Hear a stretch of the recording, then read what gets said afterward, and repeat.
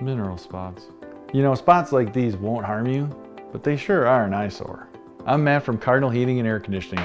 In this episode of Now You Know, we're going to discuss the differences between hard and soft water, what a water softener is, and what it can do for you. Whether the water in your home is considered hard or soft depends on the amount of minerals like calcium or magnesium that are found in it. Too many minerals and your dishes come out looking like this.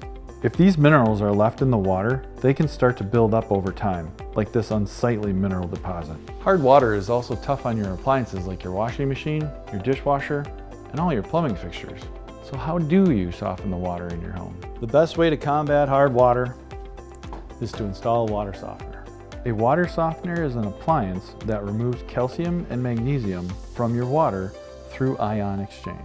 Resin beads have a negative charge which attracts the positively charged minerals, calcium and magnesium, from the hard water, which makes it soft. When the resin beads are full of calcium and magnesium, a concentrated salt solution from the brine tank removes the hard minerals from the beads. This is why it's important to keep your brine tank about half full of sodium. Without it, the water softener will not function correctly. Water softeners aren't required by code, so if you want one, cool. If you don't want one, that's cool too. If you're interested in learning more about how a water softener can help you, call the expert plumbers at Cardinal Heating and Air Conditioning to learn more. And now you know.